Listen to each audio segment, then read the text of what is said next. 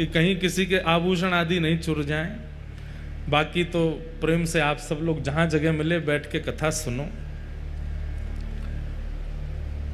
आज नंदोत्सव है इसलिए बीच में ये व्यवस्था है। कल रविवार है, कल और भी लोग होंगे तो कल इसको और व्यवस्थित कर देंगे ताकि सबको बैठ के सुनने को मिले।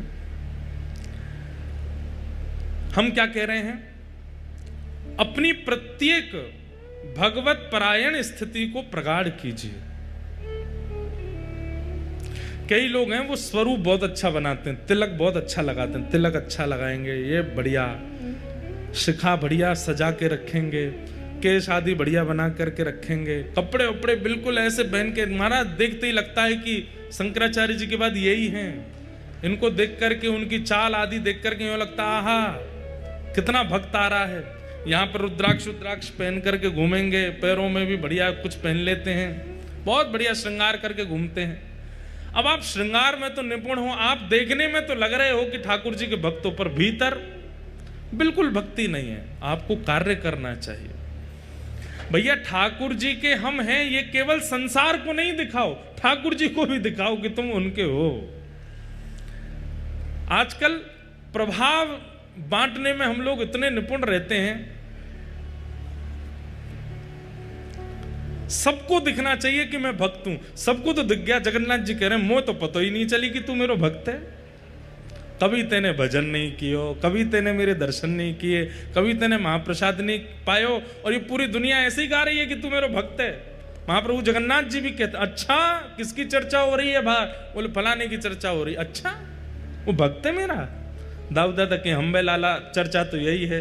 अरे भैया बाहर ते भक्त दिख रहा है, भीतर ते तो कभी मुख स्मरण कियो ने। जिन भेषा मारो सावरो रीझे, जिन भेषा मारो सावरो रीझे। अब वैसे तो मीराबाई की पंक्ति है, यहां भेष में सब आ रहा है, कर्म भी आ रहा है। जिन कर्मों से मेरे सांवरे रीझ हैं, जिन क्रियाओं से मेरे सांवरे रीझ हैं, जिन व्यवहार से मेरे सांवरे रीझ हैं, सब कुछ आ जाता है भेष के अंदर। इसमें लोक रंजन की भावना नहीं होनी चाहिए, मेरे ठाकुर जी रीझ। श्री बलराम दास जी जगन्नाथ महाप्रभु के परम भक्त हुए। उनको सेवा मिली थी कि जगन्नाथ जी के सामने बैठ के पद गाते थे, और जगन्नाथ जी बड़े प्रसन्न होकर के बलराम दास जी को सुनते थे। लेकिन एक दिन उन्होंने देखा कि घुंघरुओं की आवाज आ रही है, वो पद गा रहे हैं, घुंघरू बज रहे हैं। जैसे ही उन्होंने पीछे मुड़ करके देखा तो एक परम सुंदरी उनके उस राग पर नृत्य कर रही थी। बलराम दास जी बोले कितना अच्छा नाच रही है। अब बलराम दास जी का मन क्या हो गया, अभी तक तो गाते थे कि जगन्नाथ जी रीझ हैं, अब किस लिए गाने लगे? ये रीझे ताकि बढ़िया नाचे और बढ़िया नृत्य करे और बढ़िया। अब तो अगले दिन दोनों की मिली भगत हो गई, बलराम दास जी बैठ करके गाते और वो नृत्य करने आती। तीसरे दिन तो दोनों में चर्चा शुरू हो गई। बलराम दास जी कहते कल तुम पीले वस्त्र पहन के आना, कल मैं चंदन का भाव गाऊंगा और तुम उस पर नृत्य करना, परसों तुम ये पहन के आना। अब जगन्नाथ जी तो किनारे हो गए। बलराम दास जी का मुख्य उद्देश्य क्या हो गया? मंदिर का आश्रय लेते हैं, जगन्नाथ जी की सन्निधि लेते हैं, पर गाते किसके लिए? कन्या के लिए। जगन्नाथ जी बोले अच्छा, आज तक तो हमको रिझाते थे, अब इनको रिझाने के लिए गा रहे हो। बंधुओं ये बात मुझ पे भी लागू होती है, और अपनी वाणी की सेवा करने वाले हर उस व्यक्ति पर लागू होती है जिसकी वाणी सुन करके हजारों असंख्य लोग भगवत शरणागति लेते हैं। आपकी वाणी का प्रयोग किसी जन के रंजन के लिए नहीं होना चाहिए। ये मुझसे रीझें, वो मुझसे रीझें, वो मुझसे रीझें, नहीं। मैं ऐसी बात कहूं कि मेरी बात सुन के इन सबके चित्त से जगन्नाथ जी रीझें, इन सबके चित्त का भाव ऐसा बने। नहीं तो जो बलराम दास जी के साथ हुआ वो मेरे साथ भी होगा। अब मेरे मन में भाव आ जाए, एक व्यक्ति विशेष के लिए मैं कथा कहने लग जाऊं कि ये रीझना चाहिए, ये रीझेगा तो ये भी कथा कराएगा, ये कथा कराएगा तो इतनी दक्षिणा देगा, उसी समय कथा का भाव नष्ट हो जाएगा, एक व्यक्ति भी परिवर्तित नहीं हो पाएगा। इसलिए कोई प्रशंसा वाली बात नहीं। हमको कोई बोलता है ना आज कथा में ये आने वाले हैं, आज कथा में ये विशिष्ट व्यक्ति आएंगे, आज कथा में मुख्यमंत्री जी आने वाले हैं, तो हम कह देते हैं कथा के विश्राम में आ जाएंगे। क्यों? क्योंकि मध्य में आए और सन्मुख बैठे, कहीं मेरे मन में भाव आ गया कि इनको ये बात समझ में आनी चाहिए, तो कथा उनके लिए हो जाएगी, वो नहीं होना चाहिए। विश्राम में आ जाए। लोक रंजन नहीं, जन रंजन नहीं, हरि रंजन होना चाहिए। ठाकुर जी रीझ। अरे भैया 5 लोग आपके कथा सुनकर के आनंदित हो गए, रीझ गए। 5 लोग कल को आपके बारे में कुछ गलत सुनेंगे तो 5 ही गाली भी देंगे, लेकिन महाप्रभु जगन्नाथ जी एक बार रीझ गए, कल को पूरी दुनिया आपकी विपरीत हो जाएगी, महाप्रभु जगन्नाथ जी भी तब भी आपकी साइड ही लेंगे। बोले मैं या तो रीझो भयो हूं, या को त्याग कैसे कर सकूं? आज भले ही पूरी दुनिया इसके विपरीत है, पर मैं या के संग हूं। महाप्रभु जगन्नाथ जी ऐसे प्रेमी हैं। तो बलराम दास जी कन्या का रंजन करने लगे। दोनों में मित्रता इतनी बढ़ गई कि अब तो प्रेम हो गया। और प्रेम नहीं हुआ, संसारी प्यार हुआ। अब तो मंदिर जाना भी बंद कर दिया। कभी समुद्र के तट पे घूम रहे हैं, कभी कहीं घूम रहे हैं, कभी कहीं डोल रहे हैं। अब पुजारी लोग प्रतीक्षा करते, बलराम दास अब सेवा करने नहीं आता। चर्चा हो गई पूरी जगन्नाथपुरी में कि वो तो अब दूसरे मार्ग पर चला गया है। लेकिन एक दिन, जिस दिन रथ यात्रा होनी थी, उस दिन अचानक सुबह उठे बलराम दास जी, सोचने लगे आज रथ यात्रा है। मेरा बालपन से एक सौभाग्य रहा कि मैं बचपन से ही महाप्रभु जगन्नाथ जी के सामने गाता हूं, और मेरे गायन के बाद ही रथ खिंचता है, और मैं अभी तक सो रहा हूं, अभी तक पड़ा हूं। ये मेरा जीवन को क्या हो गया? ये मेरे व्यवहार को क्या हो गया? मैंने महाप्रभु जगन्नाथ जी की जगह किसी और को प्रधानता दे दी। और उसी समय मन, ठाकुर जी कहते हैं ना, नमे भक्त्या प्रणश्यति। इस बात को ध्यान रखिएगा। एक बार कोई ठाकुर जी की शरणागति ले लेता है, उसके बाद अगर उस भक्त का पतन भी होता है, तो ठाकुर जी कुछ शिक्षा दिलाने के लिए पतन करा रहे हैं, लेकिन उसको बचा लेंगे, ये बात निश्चित है। ये बात निश्चित है। आपने एक बार यदि हृदय से जगन्नाथ जी को पा लिया है, एक बार हृदय से जगन्नाथ जी को पुकार लिया है, उसके बाद यदि आपका पतन भी हो रहा होगा, चिंता मत करना, महाप्रभु जी बचा लेंगे। वो पतन इसलिए करवा रहे हैं कि आपको कुछ शिक्षा मिले। बलराम दास जी को आज बोध हुआ कि ये मैंने क्या किया। जो राग, जो सेवा, जो गायन, जो स्वर महाप्रभु जी के लिए था, उससे एक जन का रंजन करने लगा मैं। दौड़ करके गए रथ यात्रा के आगे गाने के लिए, लेकिन आज पुजारियों ने उनको बैठने नहीं दिया। बोले कि अरे तुम अपने पद से भ्रष्ट हो चुके हो, तुमको अधिकार नहीं महाप्रभु जी के सामने गाने का, जाओ उसी के सामने गाओ जिसके सामने गाते हो। बहुत रोए। समुद्र के तट पर आकर के बालुका के रथ बना करके और श्री बालुका के ही जगन्नाथ जी विराजमान कर दिए और कहे महाप्रभु जी मुझसे अपराध हो गया।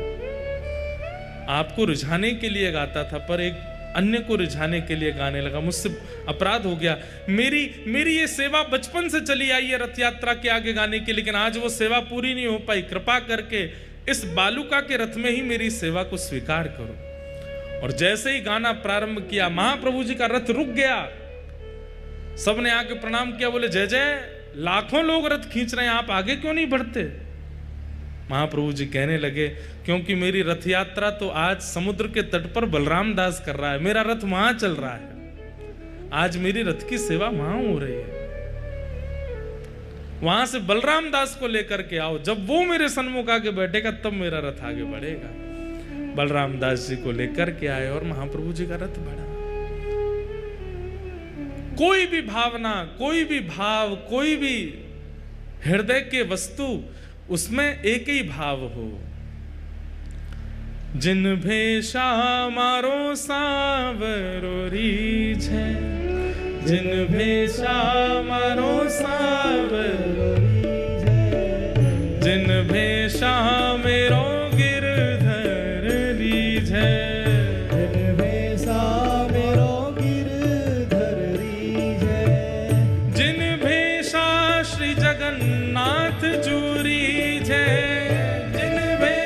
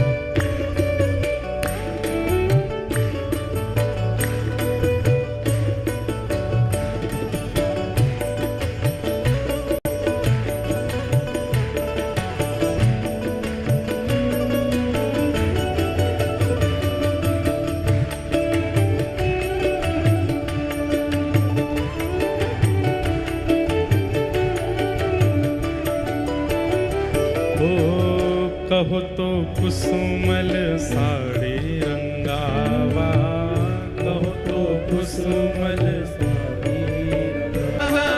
जगन्नाथ प्रभु जगन्नाथ, मेरे प्रभु जगन्नाथ प्रभु जगन्नाथ, मेरे प्रभु जगन्नाथ प्रभु जगन्नाथ,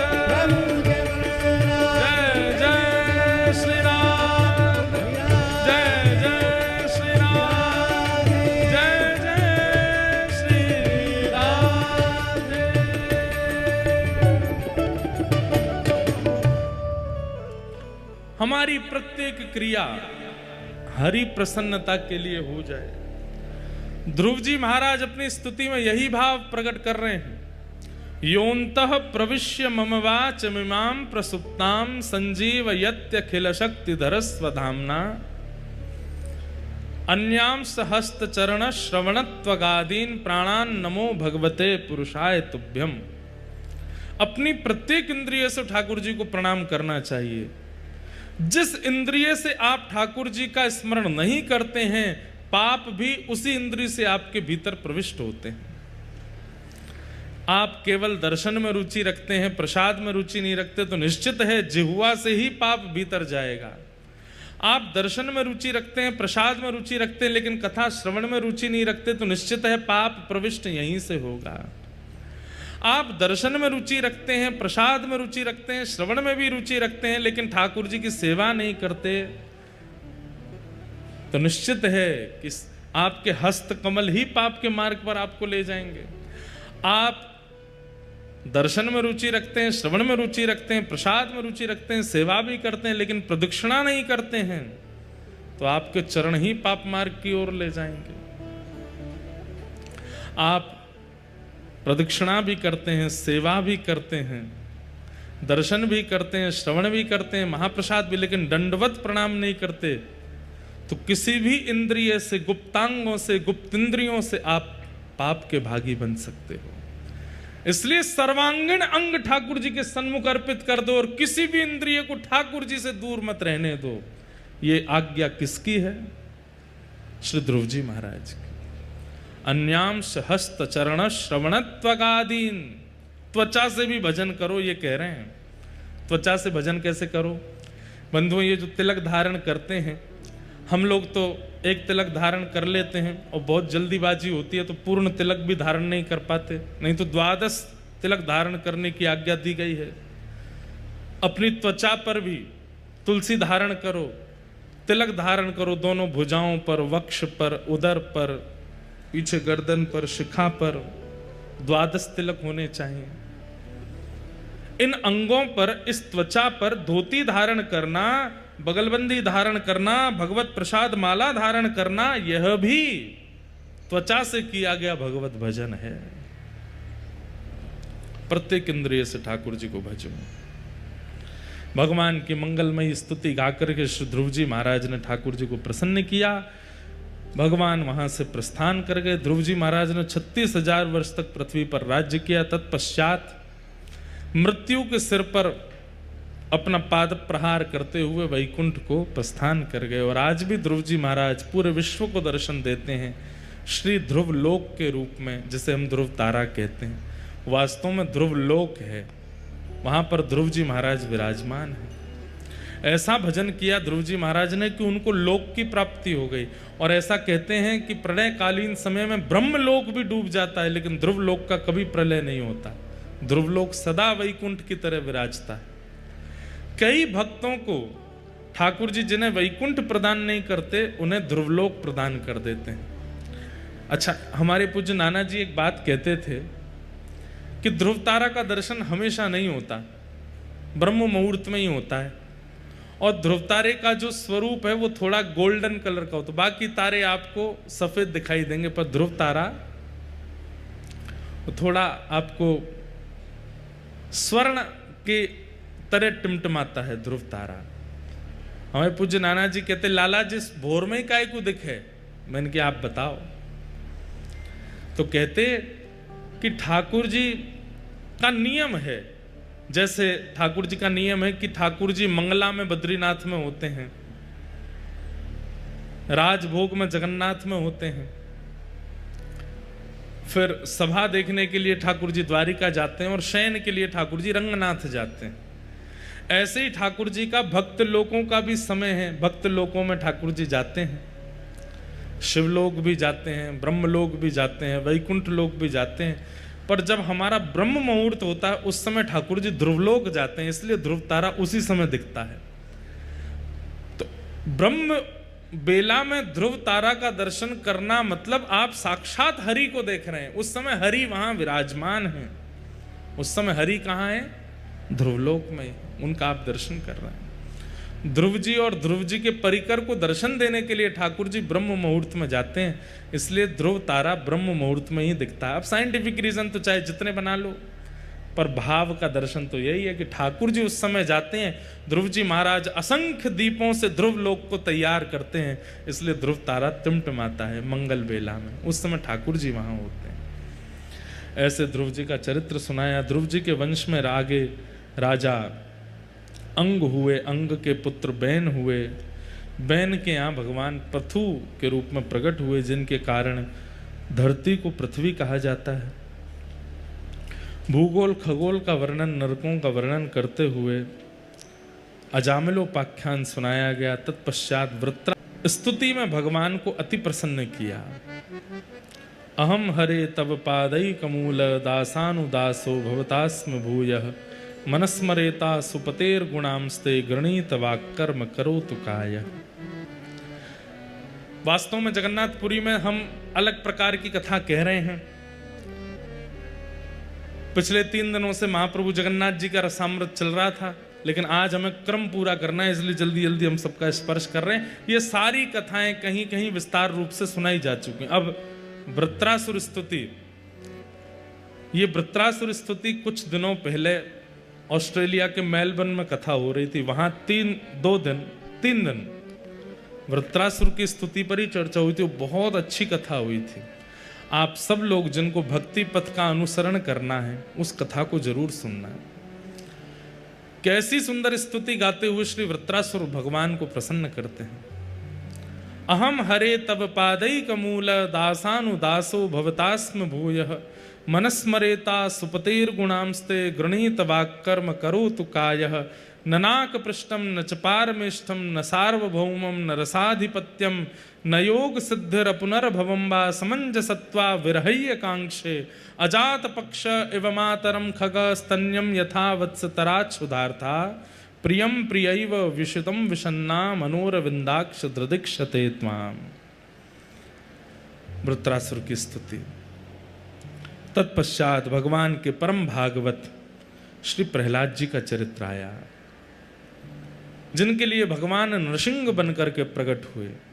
बंधुओं, दक्षिण भारत में नृसिंह भगवान का सुंदर स्थान है, परंतु अगर उत्तर भारत की बात करें और उत्तर भारत में पूरब पश्चिम और उत्तर तीनों को मिलाकर के बात करें तो सबसे पहले नृसिंह देव की स्थापना श्री जगन्नाथ मंदिर में हुई है।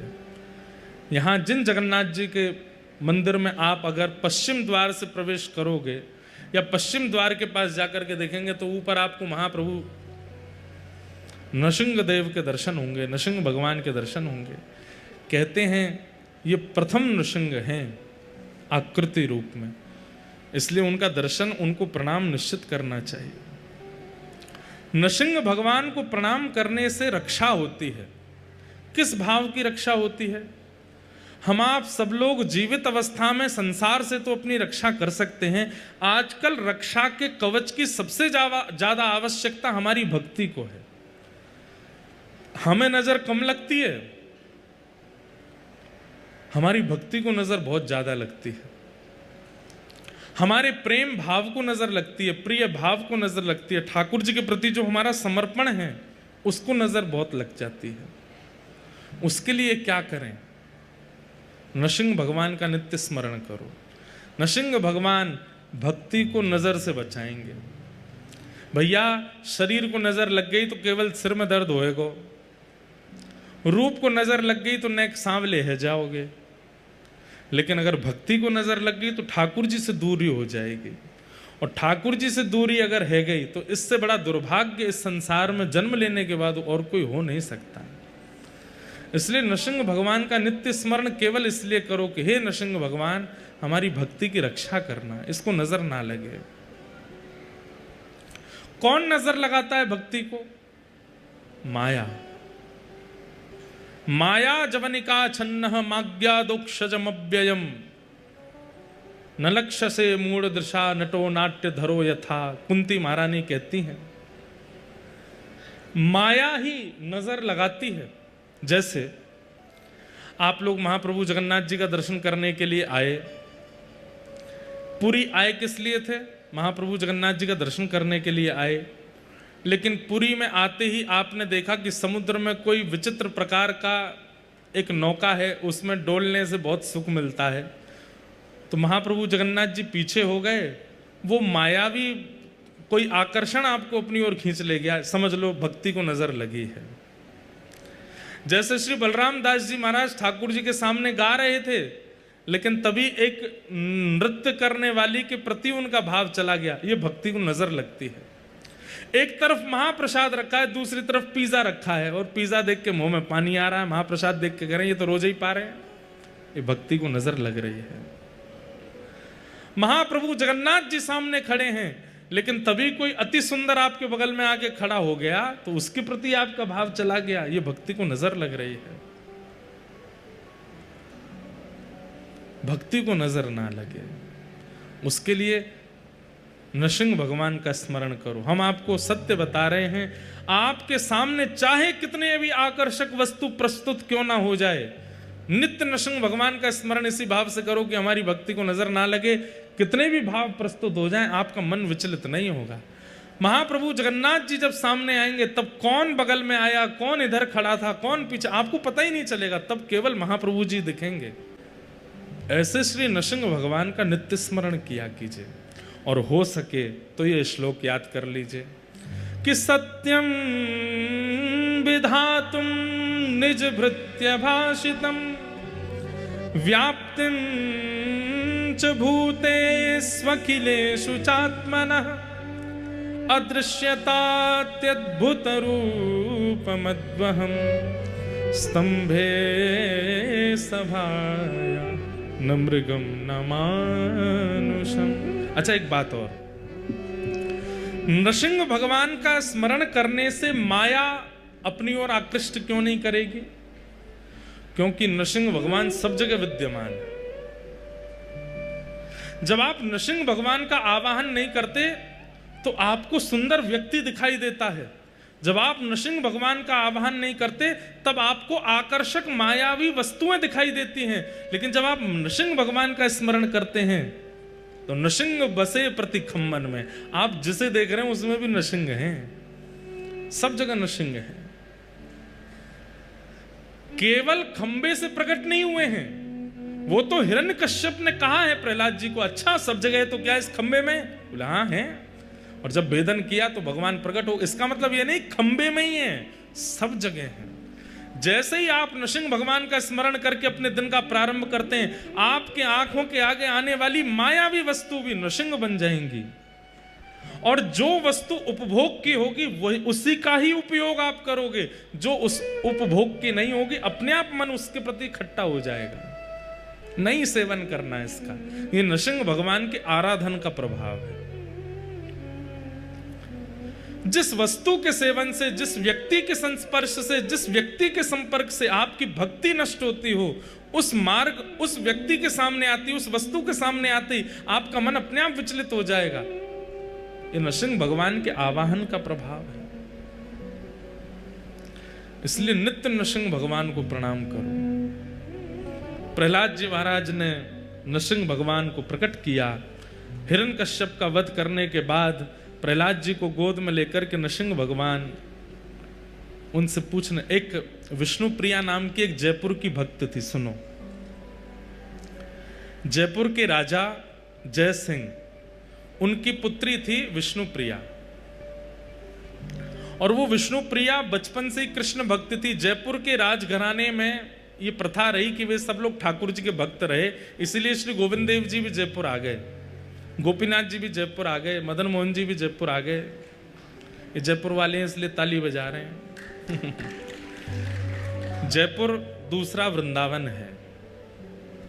हमें तो बहुत सुख मिलता है वहां पर, ठाकुर जी इतने प्रेम से विराजे। तो जयपुर के राजा जयसिंह, उनकी पुत्री विष्णुप्रिया ठाकुर जी की परम भक्ति थी, लेकिन विष्णुप्रिया ने एक दिन सत्संग में जगन्नाथ रस कथा सुनी, और जब जगन्नाथ जी के बारे में विष्णुप्रिया ने सुना तो इतनी भावना उनकी जुड़ गई महाप्रभु जगन्नाथ जी से। अब तो वे अनुचरों को भेजने लगे, दर्शन करने भी गई, जगन्नाथ जी का दर्शन करके आनंदित हो गई। वो पद है ना, मेरो मन गिरधर छवि पे अटक्यो, ऐसे विष्णुप्रिया के साथ हुआ। वो जब महाप्रभु जगन्नाथ जी का दर्शन करने आई तो मेरो मन जगन्नाथ में अटको, वो जगन्नाथ जी की ऐसी प्रिय हो गई कि उन्हें महाप्रभु जगन्नाथ जी की याद आती रहती थी। इतनी स्मृति हुई कि एक बार उन्होंने किसी संत से कहा कि मैं क्या करूं, मुझे जगन्नाथ जी की बहुत याद आती है, पर इतना दूर है, एक तो श्री क्षेत्र, पिताजी साल में एक बार तो अनुग्रह करके ले जाएंगे लेकिन बार बार नहीं जाने देते। तो किसी संत ने कहा, नित्य ही कोई ना कोई जगन्नाथपुरी जाता है, आप पत्र लिख करके जगन्नाथपुरी भेजो। विष्णुप्रिया ने पत्र लिखे और उन पत्रों में अपना प्रेम प्रकट किया जो वो जगन्नाथ जी को कहना चाहती हैं, और उन समस्त पत्रों को इकट्ठा करती रहीं कि जब कोई मिलेगा कि जगन्नाथपुरी जा रहे हैं तो उसको दे देंगे। तब राजा ने अपने ही एक सेवक को आज्ञा की कि हमारा बहुत मन हो रहा है कि महाप्रसाद का भोग आवे जगन्नाथपुरी से, तुम जगन्नाथपुरी जाओ और वहां से महाप्रसाद लेके आओ।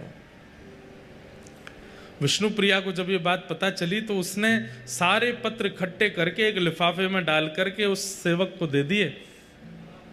राजा ने स्वर्ण मुद्रा अलग दी, विष्णुप्रिया ने स्वर्ण मुद्रा अलग दी, बोले मेरी तरफ से है, पिताजी ने जो तुमको आज्ञा दी तुम उसको करना, पर मेरे पत्र महाप्रभु जी को पहुंचा देना। तो अनुचर है। स्वर्ण मुद्रा लेने के बाद चल रहा था घोड़े पे बैठ करके, थोड़ी देर बाद लगा बहुत भार हो गया है, देखूं क्या क्या सामग्री ऐसी जो काम की नहीं उनको फेंक दूं। उसने वो पत्र निकाला, खूब सारे पत्र थे, एक दो पत्र पढ़ा तो जोर जोर से हंसने लगा। ये भगवान तो पूजने की वस्तु है, ये क्या प्रेम पत्र जैसे लिख दिए हैं, और वो पत्र वहीं फेंक दिए बीच मार्ग में। और अनुचर निकल पड़ा जगन्नाथ जी की यात्रा के लिए। जैसे ही वो जगन्नाथपुरी पहुंचा, कहते हैं रात भर उसको नींद नहीं आई। क्यों नींद नहीं आई? कि वो तो जगन्नाथपुरी गया, लेकिन महाप्रभु जी जिन पत्रों की प्रतीक्षा कर रहे थे वो पत्र लेकर के नहीं आए। महाप्रभु जी को नींद नहीं आ रही है कि मेरे पत्र आए होंगे, कहां हैं वो, अभी तक नहीं दिए इसने। ब्रह्म मुहूर्त में जैसे ही उसके नेत्र बंद हुए तो जगन्नाथ महाप्रभु रुदन करते हुए उसको दिखाई दिए और बोले, तुमने अपने मतलब की वस्तु, अपने मतलब की सामग्री तो तुमने अपनी जेब में रख ली, और मेरी मतलब की वस्तु जो तुम जयपुर से लेके आए थे वो तुमने बीच रास्ते में फेंक दी। ये तुमने अच्छा नहीं किया। कल सुबह मेरा दर्शन करने जरूर आना, और तुम्हें कल पता चलेगा कि मुझे क्या प्रिय है। तुम्हारे मन में यह भावना है कि केवल स्वर्ण चांदी के आभूषण, पुष्पों के आभूषण, सुंदर सुंदर ये सामग्रियां ही मुझे प्रिय लगती हैं, तो कल सुबह दर्शन करने आना। वो अनुचर जैसे ही महाप्रभु जगन्नाथ जी का दर्शन करने के लिए गया तो क्या देखता है, महाप्रभु जगन्नाथ जी ने विष्णुप्रिया के द्वारा लिखे गए जितने पत्र थे उन पत्रों की ही माला अपने गले में धारण कर रखी, एक एक पत्र अपने गले में पहन रखा है। स्वयं गए और जहां पत्र पड़े थे स्वयं महाप्रभु जी लेकर के आए। इतने प्रिय लगते हैं ठाकुर जी को। हम तो निवेदन करते हैं कि बहुत स्मृति होती है तो जाना आवश्यक नहीं है, ठाकुर जी के लिए पत्र लिखो। आजकल अब ठाकुर जी पे व्हाट्सएप तो है नहीं कि आप जगन्नाथ जी को व्हाट्सएप कर दो, इंस्टाग्राम डीएम कर दो, फेसबुक पे भेज दो, कुछ पत्र लिखो और महाप्रभु जी को भेजो। हम आपसे सत्य कह रहे हैं, महाप्रभु जी पढ़ते हैं और पढ़ करके आपके समस्त भावों को स्वीकार करते हैं। बस प्रस्तुत करने वाला होना चाहिए। प्रहलाद जी महाराज ठाकुर जी से अति प्रसन्न है। ठाकुर जी ने अपनी गोद में प्रहलाद जी को बिठा करके कहा कि प्रहलाद, यदि आने में विलंब किया हो तो क्षमा करना। प्रहलाद जी महाराज बोले, नहीं प्रभु, आपने विलंब नहीं किया है, आप तो अपने समय से पधारे, पर मैंने ही शायद याचना में थोड़ा विलंब किया, इसलिए आपको आने में समय लगा। भगवान ने प्रहलाद जी को आश्वासन देकर के, अपनी भक्ति का वरदान देकर के वहां से प्रस्थान किया। बोलो नृसिंह भगवान की। तत्पश्चात अन्य अन्य भाव सुनाए गए, बलि बामन अवतार की कथा सुनाई गई और गजेंद्र मोक्ष उद्धरण की कथा सुनाते हुए नवम स्कंद में सूर्यवंश के राजाओं का चरित्र सुनाया, गंगा जी के प्रादुर्भाव का विषय सुनाया और इन्हीं वंश कथाओं में प्रभु श्री राम के प्रादुर्भाव का चरित्र आया कि गुरुवर थे त्यक्त राज्यो व्यचरित अनुवनम पद्म पद्भ्याम प्रियाया पाणिस्पर्शा क्षमाभ्याम रजत पथरुजो यो हरिन्द्रानुजाभ्याम वैरूप्या शूर्पणख्या प्रिय विरहरुष रोपितब्रू विजंभ तस्ताब्ध बद्ध से तु खलद वदहन कौशलेन्द्रोवतान। भगवान प्रभु श्री राम का प्रादुर्भाव हुआ। एक श्लोकीय राम कथा यहां पर सुनाई गई और उस एक श्लोकीय राम कथा के द्वारा हम प्रभु श्री राम को बारंबार वंदन करते हैं। श्रीमद् भागवत जी में 2 अध्यायों में राम कथा है और वो 2 अध्याय की सुख रामायण कथा इतनी सुंदर है, इतने अद्भुत अद्भुत नवीन नवीन भाव हैं उसमें। ये जगन्नाथ जी राम भी हैं, ये जगन्नाथ जी श्री कृष्ण भी हैं, नारायण तो वो हैं ही। इन्होंने राम रूप में दर्शन कराए गोस्वामी तुलसीदास जी महाराज को। जब गोस्वामी तुलसीदास जी इनको देख करके घबरा गए, बोले अरे ये कैसे परमात्मा, इनके हाथ नहीं, पैर नहीं, मुख नहीं। गोस्वामी जी यहां से जाने लगे तो बीच मार्ग में ही जगन्नाथ जी प्रकट हो गए और श्री राघव रूप में प्रकट होकर के बोले, एक तो खुद हमारे ऐसे रूप का वर्णन कर देते हो और फिर खुद ही देख के घबरा जाते हो। गोस्वामी जी बोले, ऐसे रूप का वर्णन मैंने कब किया? तब ठाकुर जी बोले, बिन पग चलहि सुनहि बिन काना। किसने लिखी ये चौपाई? गोस्वामी जी बोले, ये तो हमने लिखी है। तो फिर बिना पैर के मुझको देख करके तुम घबरा क्यों रहे हो? आपको पता महाप्रभु जगन्नाथ जी प्रसाद कैसे पाते हैं? ये आजान बाहु हैं, इनकी ऐसी भुजा क्यों है? ताकि मेरे समीप आने की इच्छा भी कोई रखता हो, किसी के मन में ये भाव हो कि पास जाके ही हमारा भोग स्वीकार होगा, पास जाके ही दर्शन स्वीकार होगा, उसको संकेत करते हैं महाप्रभु जी, चिंता नहीं करो, मेरे हाथ लंबे हैं, तुम जहां से प्रस्तुत करोगे वहीं मेरे हाथ आकर के सब ग्रहण कर लेंगे। इसीलिए गरुण स्तंभ के पीछे भोग मंडप है ना, गरुण स्तंभ के पीछे है ना भोग मंडप, वहीं भोग धरा जाता है ना। महाप्रभु जी का भोग वहीं रखा, जहां से आप लोग दर्शन करते हैं उसके भी पीछे भोग मंडप है, वहां महाप्रभु जी का भोग पधराया जाता है। महाप्रभु जी कैसे पाते हैं? बीच के सब लोग फिर जब बंद हो जाते हैं तो ऐसे ही पाते हैं, दूर दूर से उठा उठा के पाते हैं। आजान बा, लंबी भुजाएं महाप्रभु जी की। बिना करके सब क्रिया भी करते हैं, बिना कान के सुनते भी हैं, बिना पैर के चलते भी हैं। एक प्रकार से जगन्नाथ महाप्रभु ने गोस्वामी तुलसीदास जी से कहा, तुमने जैसा मेरा वर्णन किया है मैंने वैसा ही रूप धारण किया। खुद ही घबरा रहे हो देख करके। फिर गोस्वामी जी दर्शन करने के लिए गए और देख करके आनंदित हो गए, बोले जय हो प्रभु, मुझसे गलती हो गई, मैंने ही ऐसे रूप का वर्णन किया है और मैं ही घबरा रहा हूं। तो महाप्रभु जी राम रूप में भी दर्शन देते हैं और संभवतः या तो साल के श्रृंगारों में या पता नहीं कब महाप्रभु जी धनुष बाण भी धारण करते हैं? साल में होता है, करते तो हैं धारण, हाँ कभी करते हैं, धनुष बाण भी धारण करते हैं। हाँ पौष में, पौष मास में एक तो हमारे पंडित जियों को पता नहीं कहां से खबर मिलती है, ये खुद हमारे संग रहते हैं, इनको कौन बता देता है?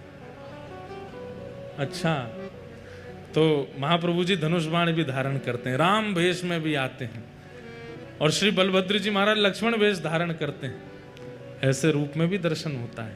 ऐसे प्रभु श्री राम को हम बारंबार प्रणाम करते हैं। तत्पश्चात भगवान के चंद्रवंश की कथा सुनाई गई और इसी चंद्रवंश में भगवान श्री कृष्ण रूप में प्रकट हुए।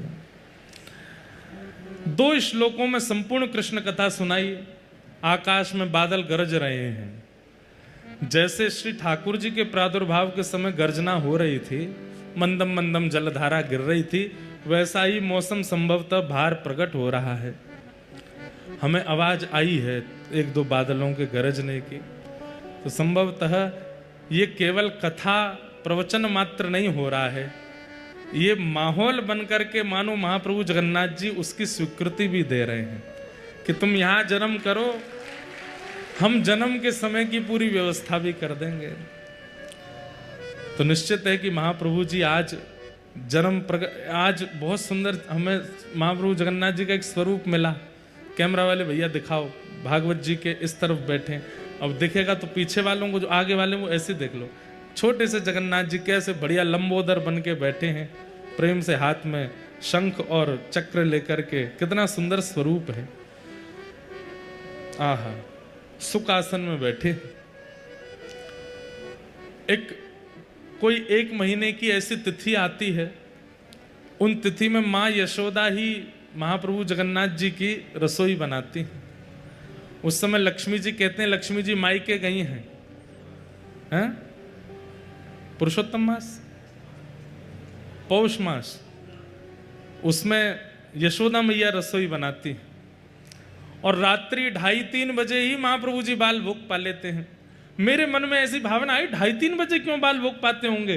तो मन में ऐसी भावना आई कि श्री यशोदा मैया जब रसोई संभालती हैं तो महाप्रभु जी लाला बन जाते होंगे। हाथ में जो बड़ श्रृंगार में 5 उंगलियां बना देते हैं पुष्पों से, उसका भाव अलग है। ऐसी पोशाक पहनते हैं, उसका भाव अलग। ये पोशाक, इस प्रसाद का भाव क्या है, इस भोग का भाव क्या, हर चीज में एक भाव छिपा है। यहां पर मन माने तरीके से सेवा नहीं होती ठाकुर जी की, और प्रत्यक्ष लीला यहां महाप्रभु जी कर रहे हैं, वो लीला ही सेवा के रूप में यहां घटित होती है। हमारा तो मन है थोड़े और बड़े बूढ़े हो जाएंगे तब एक बार निवास करना, 365 दिन एक एक सेवा देखनी है महाप्रभु जी क्या करते हैं, कैसे करते हैं। अभी तो हम बालक हैं, ऊधमी हैं, कथा करते हैं, ऊधम मचाते हैं, आनंद करते हैं। जब थोड़े गंभीर हो जाएंगे तो फिर ऐसा 4 महीने कभी बद्रीनाथ में, 4 महीने द्वारिका में, 4 महीने जगन्नाथपुरी में, 4 महीना दक्षिण भारत में चातुर्मास कथा किया करेंगे। और वहाँ पर पूरी सेवा पद्धति जो स्थान की है, प्रथम दिन से लेकर के विश्राम दिवस तक क्या क्या सेवा कैसे होती है, सबका आस्वादन करना है। शरीर काय के लिए मिला है? हमने अपनी सेवाएं बना ली हैं। जे गाड़ी खरीदनी है, सो घर बनाना है, जे बारे कपड़े खरीदने हैं, इतने पैसा कमाने हैं, इससे संबंध बनाना, उससे संबंध बना। अरे इतना समय कैसे मिल जाता है? ठाकुर जी के विलास में पूरा जीवन व्यतीत कर दो। कैसे कर रहे हैं ठाकुर जी लीला, क्या सेवा पद्धति है। वृंदावन में तो रहते ही हैं, वहां के तो सब भाव दिखते ही हैं। राधा वल्लभ जी की सेवा पद्धति, राधा रमण जी की सेवा पद्धति, बिहारी जी की सेवा पद्धति, उसका तो सुख मिलता ही है। पर वही राधा वल्लभ जी जब जगन्नाथपुरी में आते हैं तो यहां कैसी सेवा कराते हैं, उसका भी आस्वादन होना चाहिए, सुख मिले। हम तो कह रहे हैं जितने युवा हैं इतना पैसा कमाओ, धन धान्य कमा के बैंक बैलेंस पूरे अथाह भर लो और उसके बाद फिर हमारे संग हो लेना। पैसा यहीं खर्च करेंगे। अपने 50 के आगे के जो वन है ना, 51, 52, 53, ये वनों में ही निकालेंगे। जगन्नाथ वन में, बद्रिकाश्रम वन में, श्री द्वारिका वन में, दक्षिण भारत के वन में, सब ठाकुर जी के विलासों का चिंतन करेंगे और सब जगह घूम घाम के फिर हमारी आयु हो जाएगी 70 के आसपास। फिर अखंड वृंदावन में ही रहेंगे। फिर तो राधा रमण जी छोड़ दे कहीं नहीं जाएंगे। फिर तो बिहारी अंतिम घूम घाम के हम लोग ऐसी नदी हैं, ये समुद्र में नहीं मिलेंगे, लौट करके वृंदावन में ही मिलेंगे सब जगह घूम घामने के बाद में।